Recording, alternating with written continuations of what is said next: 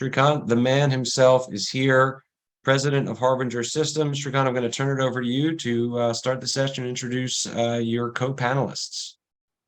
Sure. Thanks, Jeff, and thanks to the HRT team. I hope everybody can hear me. We can. Okay, I see Seema. I don't see. Okay, probably imagine Viku and Poonam are also there. Sure. Hi, Shrikant. Great. So let me share my screen. Just a second here. I hope my screen is up. You can see. We got it. You're up. Great. Good morning and good evening to everybody. So today, I and Viku, Poonam, and Seema, we're just going to share some information about Harbinger, Adobe, and also talk about the Adobe alliances primarily, and how it's and specifically, since this is a partner event, we'll focus on how we have built our partnerships together and what's our strategy and how we are taking things to the market, and what's working, what's not working, and what's been our learnings, and any insights that our questions that we can answer for you, we will also take them along the way. So without further ado, I'll introduce everybody and to the topic. The first part is Seema kind of giving you a quick overview of Harbinger. So let me turn this over to Seema. Seema? Thanks. Thank you. I hope everybody's able to hear me. Yes, we can. I can hear you. We got you. Thank We you. got you loud and clear. So I'm going to give you a quick overview of Harbinger. Many of you actually know Harbinger quite well. And so I see many new faces also, which is excellent. Thanks, Ward, for bringing everybody into this forum. Harbinger is a software services company. We have been in business for 32 years, and I have been with the company over 20 years now. And we're a software services company which focuses on learning, performance, HR tech, ed tech. So our journey started in learning industry with e-learning. And organically, we have grown into HR technology, spanning all the HR, HR sort of modules, you can say, or HR services, what HR does. And so as you see on the screen here, we obviously are a technology company that believes in innovation with her clients. And mostly our clients have always been high-tech and just like it says there, high-tech and enterprises. So high-tech, when I say high-tech, it includes independent software vendors and enterprises, which are also sometimes like Microsoft and Cisco's. We treat them as enterprises because our products and our services have always been sort of focused on Microsoft employee use. So that's where our focus was, on employees of Microsoft. Some of our customers have been from startup to Fortune 100 companies. We welcome everybody, whoever we can serve. I think that's the way we work. It just has to sort of be in line with our culture of our company and the services that we offer. We're an 800+ strong company. We have 4 offices in Pune, 1 office in Redmond, which is our head office in the US, where I'm located, and office in Dublin, California. And we believe in innovation. So we have won many awards in product design of e-learning, learning, HR technology. And that's where our journey is kind of continued. Do you want to go to the next slide? And just to give you another highlight of our sort of what do we focus on? We do focus on high-tech and ISVs, and our sort of vertical focus is talent and HR in HR, and in learning and education. When I say learning and education, it's learning technology that is focused for corporate training, and education is mostly ed tech, which is K through 12 and higher secondary universities.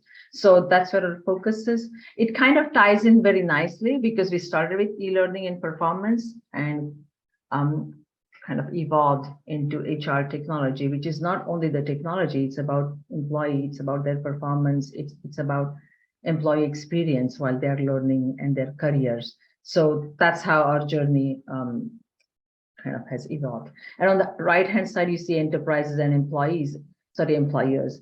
Enterprises is basically where we provide software development. We work in almost all the technologies, as you see on the left side. It depends on what our customers prefer, and we have created teams and our engineering excellence teams within those technologies. And on the bottom right-hand side is the partner technologies. We call it partner technologies because we've selected partners based on what services we provide to our clients. And based on that, some of the work that we do is in workflow creation, which is we have built custom all these years, but we also now use our partner technology to provide services to sort of expedite it, to facilitate our clients to go to market faster, to grow faster. And same thing with Skillsoft, we provide services to their enterprises. And so we choose our partners based on where we are able to fill in the gaps where partners are sort of missing or their clients are needing more services. And just because I think we have a sort of a deeper and a broader knowledge of the HR space also. So we try to connect all these dots for our clients using our own custom software services along with our partner technologies. And that's where we are in our partner ecosystem. And thanks, Ward, for giving me a little bit of time here. And I'm handing it over to Shrikant. Shrikant, go ahead and get into our main topic, which is everybody's waiting for, which is Adobe and our partnership with them. Thank you. Thanks, Seema, for walking us through our 30 years journey in a couple of slides. So that's great. And now moving on. Before I do the introduction once again, I just wanted to give you an idea of the topic and why we are talking about partnerships. Now, I and our team did a little bit of research about partnerships and what is the main reason people partner for, right? I mean, and this is coming from Forrester research in 2019. The main agenda why people are doing partnerships, bottom line is revenue. I mean, everybody, whether it's a product company or the services company, I think, or maybe in some other marketplace kind of a way they're coming together, be it any type of partnership, primary reason is to grow revenue. And I think that's the basis. And I think we should probably all be very open about it. That's the reason. There's nothing to hide. That for each other, what matters most is, and why we are doing it is for revenue. But there are many pieces to it, and you don't drive revenue just by saying that that's what you want to do, and that's why you are coming together. You need to execute on many things, and that's going to be the focus where we will share our experience through the panelists, and that's probably what they'll help me kind of explain to you of how we have been doing it and what we have learned in that process. So now let me quickly welcome our esteemed guests today. We have Master Viku. He is the Senior Alliances Manager at Adobe. So Viku, thanks for taking the time. And I know you're pretty busy, but I think this is a forum where I'm pretty sure you'll hear a lot of things about partnerships, and this may be a place where you can also share a lot of your thoughts and wisdom as well. So maybe why don't I start with you, and if you can just introduce yourself to the group here. Sure. Thank you, Shrikant. Thank you for inviting me, and it's a pleasure to be on this forum. So I manage the solution partners across all the digital business that we do, digital learning business that we do. So that's where, I have my relationship with Harbinger. I closely work with this team. So my focus is more of the solution partners. We believe in partners who can take us all the way along, not only just selling partners, but also servicing partners. So we have built a set of solution partners who are kind of both from the pre-sales as well as a post-sales perspective.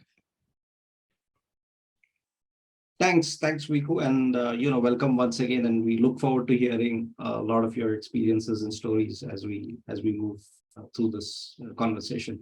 I also have Poonam, who is a colleague, and she heads our learning practice, and that's where she works very closely with the Adobe team, taking the products and our services to the market. So, Poonam, a quick introduction from your side. Sure. Thanks, Shrikant, and welcome. Hello, everyone on the meeting here today. So I'm Poonam Jaypuriya, and I've been associated with Harbinger for over 18 years now. I play various roles at Harbinger, and I've played, in fact, and currently I'm leading the e-learning content services business. As part of this role, a large part of it is focused on customer satisfaction and solution design. From that perspective, in fact, I work very closely with our partners like Adobe and especially Viku here on designing the right e-learning solutions, which can be delivered within budgets and timelines. So that's about me, Shrikant. Thanks, Poonam, and welcome to both of you. And hopefully we'll have a great discussion here and we'll get a good set of questions also from the team. So in between also, if there are any questions, feel free to interrupt us. We want to, though there is a presentation, it doesn't have to flow, and we don't need to wait till the end. So feel free to interrupt or pop something on the chat. So now, when it comes to partnerships and it helping drive revenue, one of the important things that we have realized is, how flexible we are, right, in the whole coming together sort of this thing, and how much we share with each other. So just to give you an example, there was a prospect of ours who was, we were trying to propose an automation platform there and build, about 50-100 different integrations. Now, because the company was buying the platform, they actually wanted, the platform's engineers to implement for them. And as you know, product companies, they focus on their partners coming in and doing the implementation. And because this was a large deal, they kind of worked with us in such a way that their engineers, a few of them for few months, worked with us in architecting that solution. And they subsidized the fees in such a way so that we could, go together to the customer and give a proposal that really works. Now, nothing was written in the whole in the partnership that this could be done this way, but I think it's the two teams coming together in the context of a requirement and delivering that to the customer and winning the deal. So having said that, I think the two main things where I think today's discussions we'll focus on is, one is, having a service strategy with a partner that helps you drive or create a stellar customer experience.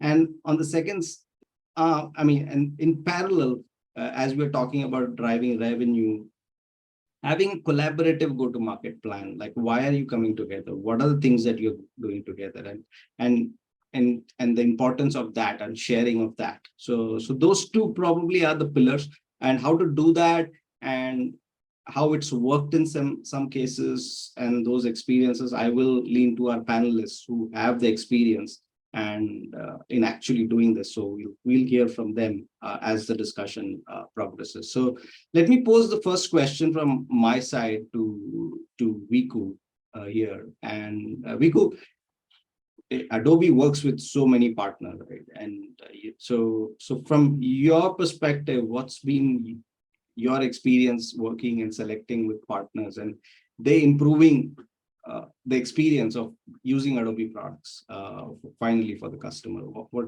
any thoughts, insights you have experience that you want to share? Yeah, definitely, Shrikant. As I said, we work with our solution partners who are not just selling partners, they're also kind of servicing partners. So partners are very integral part of our both sides of operation, pre-sales as well as post-sales. So when it comes to selecting partners, we have a very three major pillars on which we evaluate or kind of we select partners. One is innovation. So we want to be able to see, what are they bringing onto the table and how can they complement our product? It's not only just being able to sell them and service them, but what is their new ideas that they can bring onto the table and complement our product offering? So what are the innovative ideas they can bring onto the table? So innovation is something which is very close and dear to Adobe. And that's what we want our partners also to bring in from their kind of expertise. The second pillar that we really focus on is commitment. So when we say partnership, right, the word itself means commitment.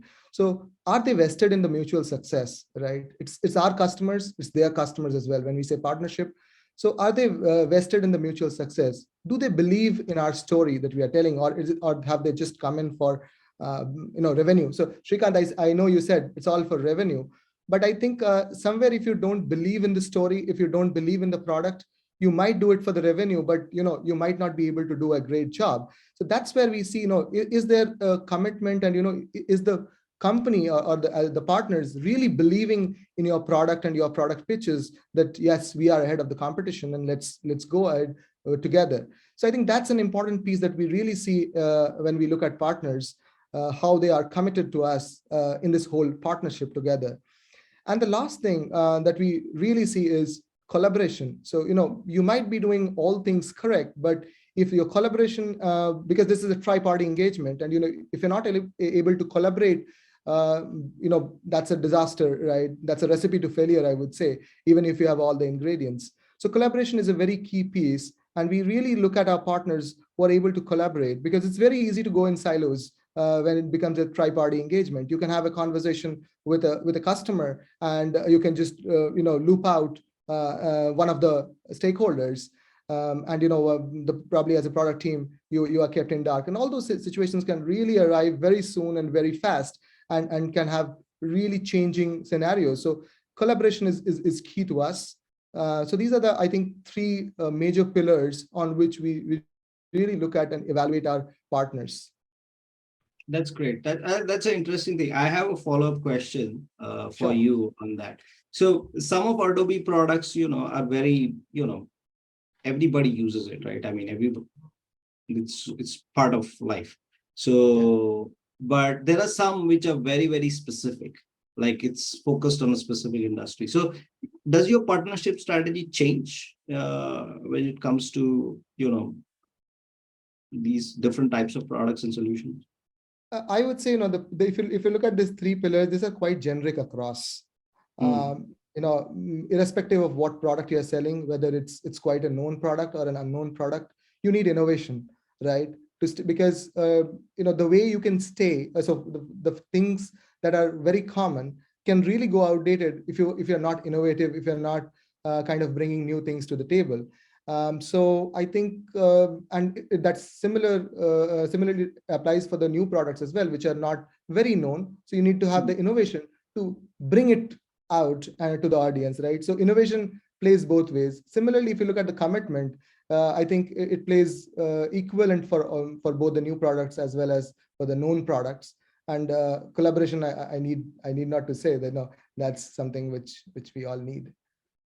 Interesting that it applies to both types of partnerships. That's a question that came to my mind.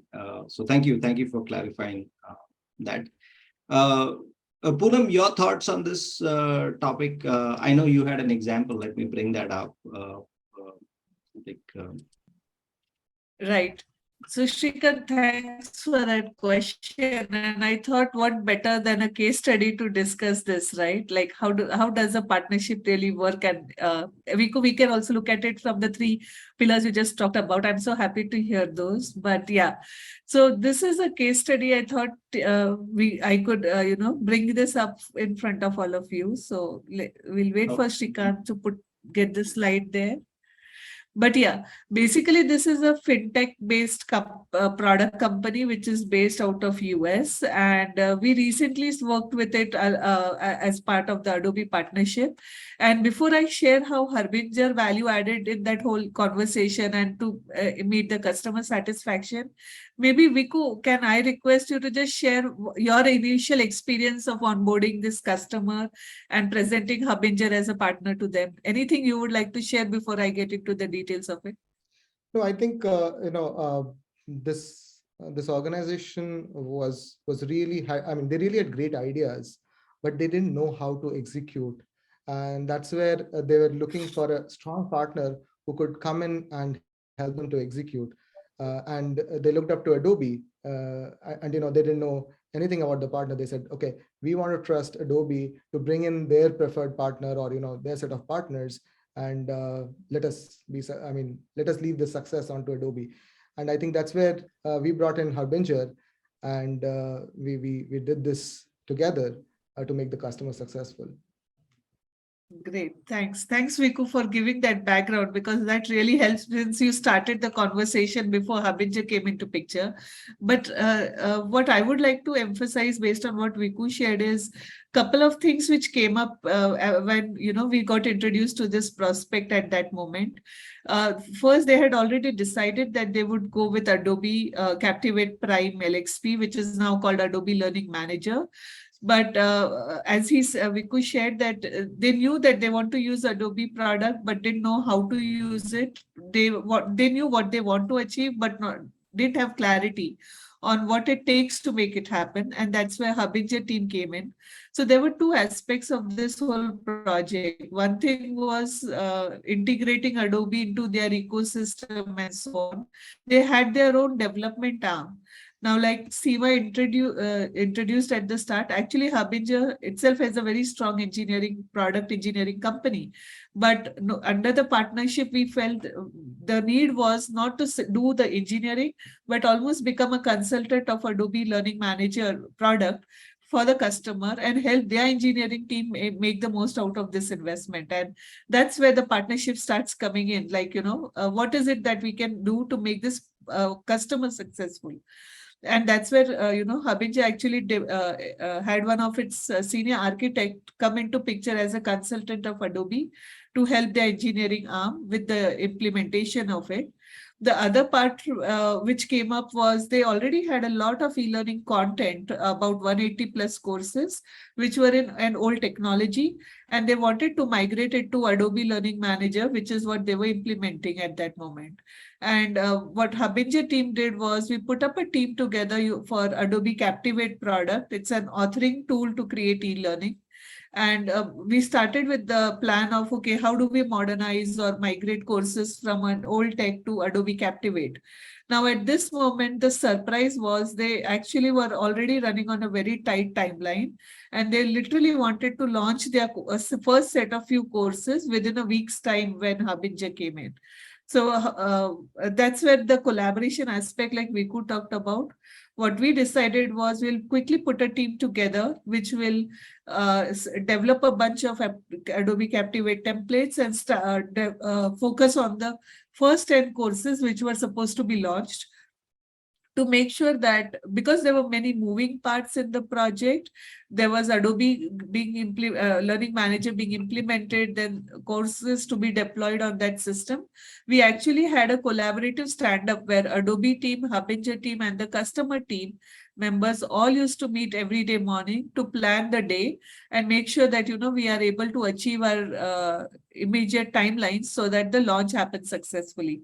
And what was interesting was with that collaborative effort and, making sure each one of us are on the same page, we were actually able to launch the first 10 critical courses on the given plan and timeline. And post that, we continued with the whole migration for the remaining courses. And the good thing is this association doesn't stop there. For Harbinger, it continued beyond just the content migration, and now there's the discussion on new content development for this same platform. So a great example where two, three parties come together to make something happen, to make sure that the customer is successful at the end of the day. So Shrikant, I thought, what better example than this could we talk at this moment?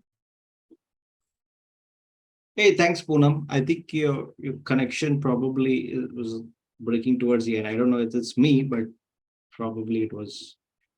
But we heard you. Thank you for sharing that example. Okay. And it's very nicely put together. So thanks for sharing your experience of how you created a stellar customer experience by working jointly with Adobe and satisfying this customer's kind of a requirement, which is kind of unique in its way. So moving further, let me pose our next question to both of you, and maybe starting once again with Viku. So there are many conversations where the teams where both of you work together, putting together proposals, winning deals, and so forth. So what are some of the best practices for the audience that you would like to share, be it collaboration or any other things that you've seen that's working, and or you would want to change, or you would advise that do this and you will be successful faster? Yeah, thank you, Shrikant. I can definitely talk about a few, but I'll just take one example which I feel really makes an impact. Is when you're working with a customer as a product company, and you're down your sales cycle, you have spent a couple of months together, the customer's needs, and then you come to a point where there's a need of a partner, right? Now, how do you bring a partner? You just throw them in, or how do you prep that partner? So there's one thing that you throw them in without any knowledge, and the customer has to go over like from scratch, explaining the discovery and everything. The other way is, as a partner who is already working, because it's a partner handover that you're doing, how can you bring them with all the information so that the partner can actually be at your level, at what you are? You have spent a couple of months with the customer, understanding the needs and all of those nuances, so that when they come in front of the customer, they are able to talk the customer's language. And this is a collaboration that when this kind of collaboration happens, the customer has confidence. Oh, I'm talking to this new company altogether for the first time, but they seem to be quite prepared. What I was talking to Adobe, a lot of collaboration has already happened. So that gives me the confidence that, when it goes to the post sales, if I sign up with them, they are going to collaborate within themselves with both the organizations, and they are, kind of invested in my success. So that's the kind of a collaboration that I see that, has really worked. It creates an impact straight away. There's of course effort from both the sides, but it reduces the effort of the customer to explain things over and over again if we are better able to collaborate as a partner. So I think this is one of the examples that I can definitely vouch for, has worked for me in the past. I've seen success. I would ask the other guests to probably share if they have a thought on this. But for me, yeah, that stands out. Great, thanks, Viku, for bringing in that collaboration perspective, and giving where it really matters in terms of sharing all the knowledge and not bringing in the partner cold, because then the chances are the customer experience will be they will have to go through repeating the whole thing, or their confidence probably will go down. So that's pretty important. But thank you for sharing that perspective. Poonam, from your side, I mean, you have been collaborating a lot with Viku and Adobe team. So what's been your some best practices? Sure. So I mean, of course, I'll share how we have been working with Viku and the Adobe team, but what matters at the end is, how do we be ready to support our partner, when there are spikes, when there are quick requirements, or when there is a need to quickly scale up, because that's what partnership is all about, scaling up to meet business demands, right? So from that perspective, Shrikant, I feel there are 2 or 3 things from the Harbinger side we have been doing on for Adobe partnership. And I've been always sharing this very openly, even with the Adobe team in our conversations. So one thing is, the first thing which matters is, Viku actually talked about innovation interestingly, but so at Harbinger, we actually have a center of excellence, which focuses on studying the latest updates on the product, like Adobe Learning Manager product, what's really going up into the new releases, being fluent with the new product information, so that we can have a meaningful conversation with the prospects, help them with the right solution, in fact, help them make the right choices at times. So having a good dedicated research team which can work on the partner product and gain knowledge out of it is important. That's one thing I have learned through my conversations with Adobe team. It also helps you differentiate the partnership between both the teams in front of the prospect, just in case they evaluate as partners. Having a team which works so closely together really differentiates you from others. The second thing which I have learned through some of our collaboration is we have a partnership ops function, which basically works very closely with the partner team in terms of planning and discussing on what's really happening, what's the market looking like, what are some interesting opportunities we should be ready for, and so on. What does this helps us is, first of all, a trust between both the teams that we are going to the market together, and we are there to help each other for no matter what kind of prospects come in front of us. But also, the third thing it helps us more importantly is to plan the resources at our end. So having a pool of people ready with the latest knowledge of the product and get started with the projects with minimal turnaround time. So resource management is what it helps us with. So those are 2 or 3 things, Shrikant, I would like to highlight on how, from a partnership perspective, Harbinger works with Adobe on the Learning Manager product. Great. And one another follow-up question I have for both of you, or either can take, is that how often do these teams kind of connect? I know whenever there's a requirement, you connect, but otherwise, is there like any kind of collaboration happening between the teams? Definitely, Shrikant. In fact, the partnership ops team I talked about, that's the team which actually works literally fortnightly. We have a connect with, say, Viku and his team to share what's going on at Harbinger or at Adobe in the product side. Even at Harbinger, if we are coming up with new solutions, new technologies, we make sure we update the Adobe team so that they can empower their sales team to use some of that knowledge in front of the prospect conversation. So fortnightly connect is what we do, no matter whether there is a requirement or not. Great. Viku, feel free to add anything else you like. No, I think Poonam, you have summed it quite nicely. Cool. Thank you for sharing those best practices and what's working for both of you. And yeah, so moving further, Poonam, taking your thought a little further about the innovation and as a services company, not just depending upon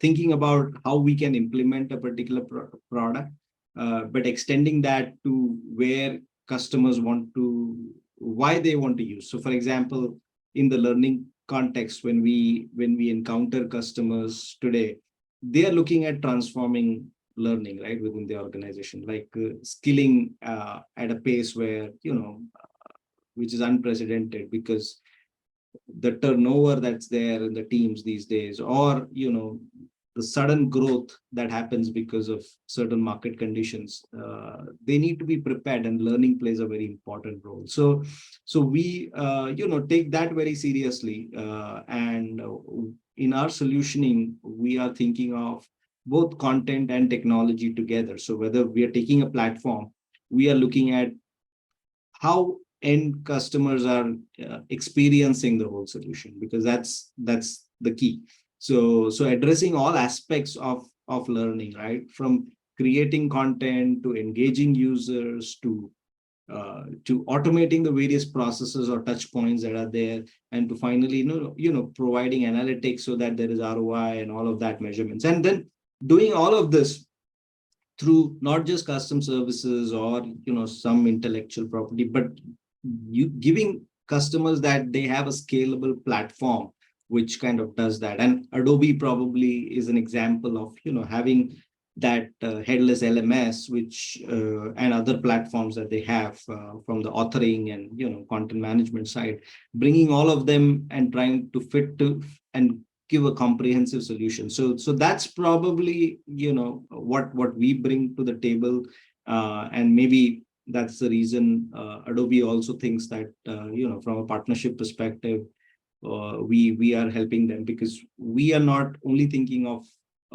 a particular way to do things. We are thinking about how it really helps customers, and similar to this, we keep updating our thought process and sharing this with the Adobe team, and that's where we both, and we take their feedback based on how certain proposals or certain pitches have gone, and then go back to drawing board, create some intellectual property around the platforms, or change some things so that we can come out better together. So that's the whole thought process behind the partnership, and is to enable or drive future of learning. So I wanted to before we go deeper into more questions and open it up, I thought I'll share the overall premise of why Adobe and Harbinger are coming together is probably this solving this thing about future of learning for our customers.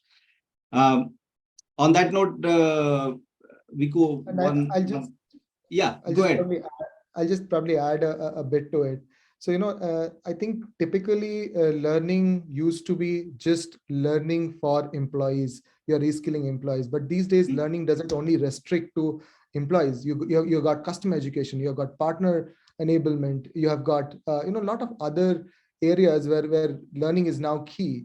So this digital learning. So how can you take this digital transformation story along with learning is an important bit to it, and I think that's where we together come in and help our customers. Sure. Yeah, the scope of learning is not just limited to employees anymore. So that's a point, and you need to think about when customers are bringing in platforms, they are not just bringing in platforms just for the employees. They are thinking of everybody, and anybody that is trying to solve or address all the concerns is probably what they are leaning towards in terms of where they're going. So Viku, one question, probably since many of the team members, I mean, the audience people are, advisors on the partnership side, or, are partners themselves or product companies looking to create partnerships. How does Adobe evaluate partners, right? I mean, what are the specific parameters, and how do you then prioritize which partner you work with? And more, there may be some mechanism. Any advice, thoughts you can share on those lines would be great for this audience. Yeah, I think definitely. So one of the things is definitely the customer success. So what we call it as a customer survey, which impacts the NPS as well, right? So when it comes to this partnership, we also have focus on delivery excellence. So when it comes to delivery excellence, it's not only the delivery of Adobe, but it's the joint delivery along with our partners. So we calibrate that and how has the partner performed on that delivery, and where did they lack? So if they lacked, or what did they do good, and how can they make it a repeatable process? So we focus on all of those, and we work with our partners to ensure that the area of opportunities are captured, and the things that are working becomes a repeatable model for future. So it's not something that's once done and then forgotten. So we focus on all of those parameters really closely. Now, when it comes to, if you talk about the right partner for the customer needs, so the customer is ultimately who is selecting the partner, which partner to go with. The alliances team's job is to align the right set of partners. And that's a very key, I would say, activity in terms of in the sales cycle. Because if you bring in the wrong set of partners in front of the customer, you are basically elongating your sales cycle, because the decision will take more time. So how can you bring in the right set of partners in front of the right customers? So that's where we have something called as a capability matrix for our partners. So we know which partners have what kind of a capability and what kind of capabilities they excel. So if we get a customer with a certain set of requirements, and we know that that's their that's their impact area, and if we bring in the right and we know, and because from that capability driven approach, we know which partner can excel in those impact areas, and if we bring them right in front of them, the decision making becomes a lot more faster, because the partner is able to hit the nail on the head and able to wow the customer, because the customer is focused on those aspects, and they really excel there. So I think these are the few parameters that help us to identify the right set of partners in front of the customer. And the importance of bringing the right set of partner is to actually, eliminate those or make those partner selection process more efficient for the customers. Thanks, Viku. Thanks for sharing those thoughts. I'm pretty sure you kind of evaluate customer to customer basis as to which partner you want to bring, and I'm sure you have a sound mechanism to do that. And I think that's an important point, that bring in the right partner, do your proper selection so that your sales cycle is reduced. Otherwise, you're probably, it's going to drag, and that doesn't help anybody. So that's thanks for sharing that perspective. I think those were my questions to both of you, and I'll quickly sum up. Basically, the premise of today's discussion is to create a collaborative and complementing partnership experience, and you shared multiple ideas of points of how you should collaborate and innovate, and and keep the customer at the center overall to build. And if those two or three things come together, then you will drive a great customer experience. And what I heard from Poonam also was, the sales, the partner ops, everybody needs to be in sync, and you need to probably, if you're serious about a partnership, you need to commit your best resources and team, and believe, of course, that together you are going to together you're going to succeed. So thanks for sharing all that and the points, and also giving us some walking us through some examples. Now let me open it up, since we have about 10-15 minutes, to the audience. So if there are questions for Viku on Adobe, or Poonam on the e-learning and implementation side, we can take I would love to jump in with a question. Look, this was all super interesting and super helpful, so thank you first and foremost. But you all kind of described the happy path. Can you maybe give us give us a disaster story? Give us a partnership that just didn't work, and why it didn't work. Just an absolute horror story, just for entertainment, but B, I think, in the unhappy path, I think we learn a lot. Yeah, I think the unhappy path begins when the three parameters that I spoke about, either of them is lacking. So either innovation is lacking. So you are able to sell the product, you sold the product, and in the servicing, in the delivery side, you failed, right? So those are because why did you fail? Because you didn't have innovative ideas to solve customer problems. You just wowed them with the product and what you can do. But when it comes to the real, when the rubber hits the ground, that's the implementation phase. And you need to be innovative. You need to think on the feet to solve for those problems. And because any implementation, you might plan it accordingly the best way, but it doesn't always go right. You have to innovate, you have to bring in your those thinking hats and research hats to solve for some nuance that will come the last moment. And if you're not innovative enough as a partner, you fail on those deliveries. Similarly, if you go for the commitment, right, you have there are people.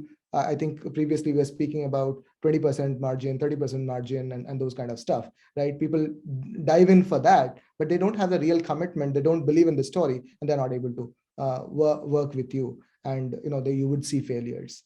Collaboration I gave. I think when I was speaking on that collaboration, I gave an example, right?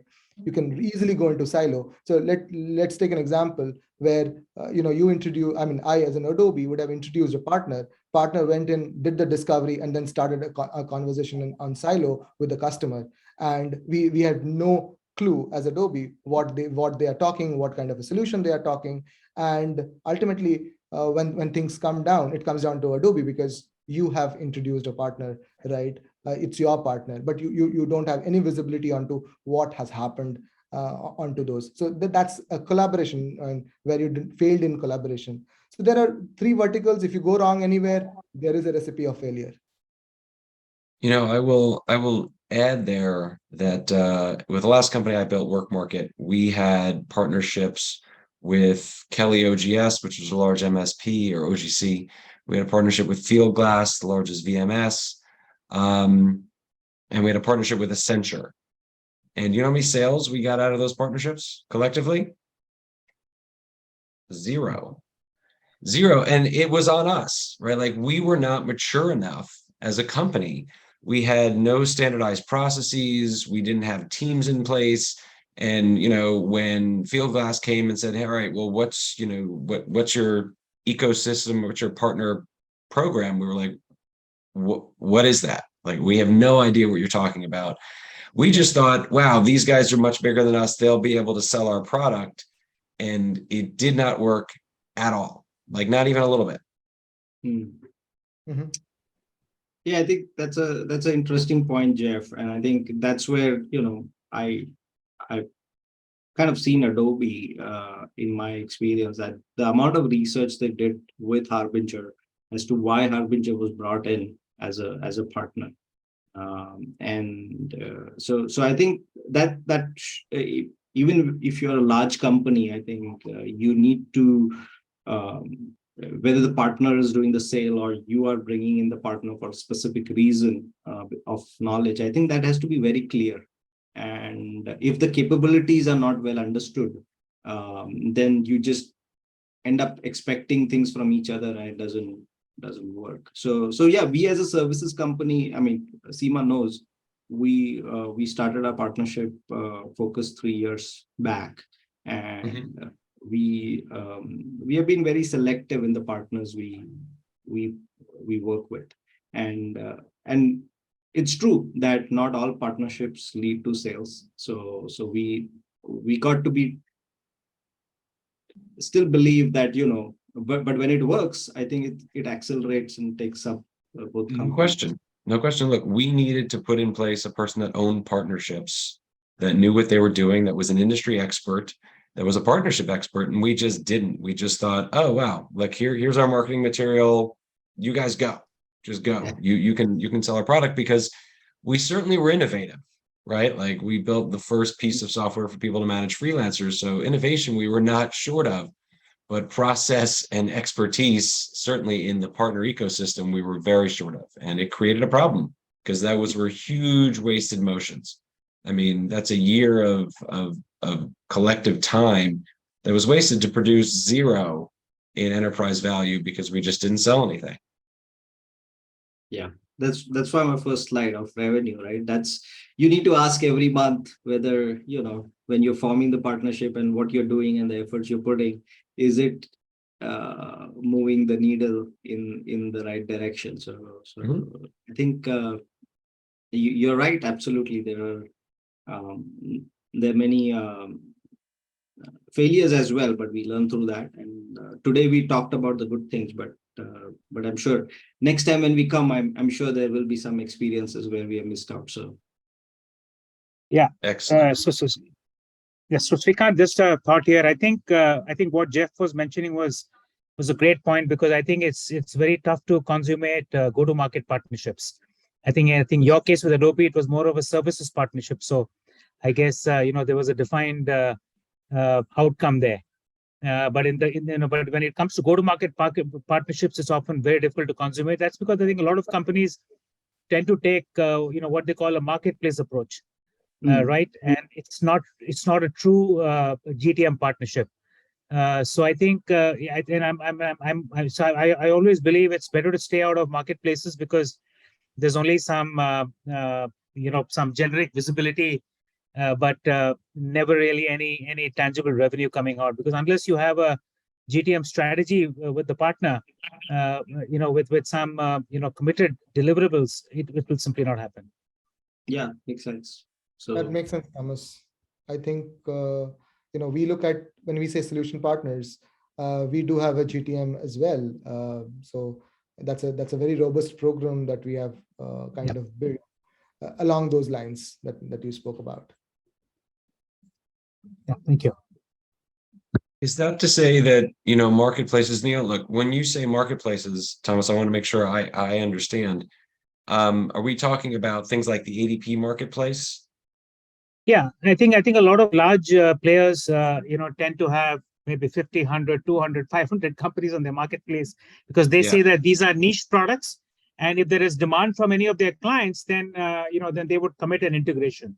But they wouldn't really make an effort to say that, look, hey, I've got an install base of 5,000, and I'd like to take this particular product and actively position it across my 5,000 customer base.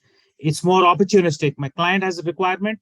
Yes, that particular adjacency would fit in, and we can, it is sort of pre-integrated, but there is no conscious effort to drive revenues. Marketplace is great because it tells you that you've got all these add-on solutions that can plug into you, but it really will not, help drive any significant revenue unless there's a commitment that, look, we're going to work towards driving $1 million or whatever be the number. Yeah. I'll tell you that when ADP bought my last company, they initially threw us in the marketplace, and we thought exactly that. We're like, oh, now that we're in the marketplace, all of ADP's 800,000 corporate customers are going to see us and they'll be interacting with us. And they didn't. We got 0 sales. Through that. It was through a year of training the sales force, of kind of walking through, of making sure the comp programs were there. And specifically, the head of sales putting a specific spiff in place for the salespeople, because they were like, what is this product? I don't understand what work market is. And it took a long time to get trained up on that product, which is a failing on our part. But just being in that marketplace didn't do anything for us. We had to really, really work it. And we were owned by ADP, and it still took us a year to do it. Absolutely. Yeah. Yeah, you bring up a really good point. Like in the case of acquisitions, it's not just like, here we acquire this company and turn on the money machine at all. It's particularly in those large entities, there's so much competition for attention when there's a huge portfolio of offerings. And so, yeah, enablement is so important. And it's funny too, when you look at implementations and you do a debrief or postmortem on implementations, typically the team will always say, oh, we underestimated change management. No one wants to pay for it. But everyone always looks in the rearview mirror and says, yeah, we should have done more programmatically, and we're no different. So it's almost like a human condition. It's the exception versus the norm that actually really, really shortens the gap by being able to put that program in place. makes sense. Yeah, we need to know better. Yeah, the enablement part, and Thomas, you brought up the interesting thing about marketplaces. If they're, and Jeff, you alluded to, how the sales teams, and we should invest in training them. And that's where, helps in taking both the services as well as the product to the market. So both sides of the teams have to be bought in, and it should be in their targets that the partner sales should happen, or this particular services partners revenues we need to push up, we need to bring them in. So unless they are also thinking, I don't think it really works. After 6 months, probably you just worked very hard, but there are no results. But it does, I mean, where there is good synergy, and both teams kind of believe each other, and the partner and the alliances team kind of are pushing this agenda continuously. So I think with the right focus it can be done, and it's just a matter of learning and pivoting continuously. Absolutely. Well, Shrikant, thank you so much. Thank you to your panel, to Adobe, to Harbinger. We are going to have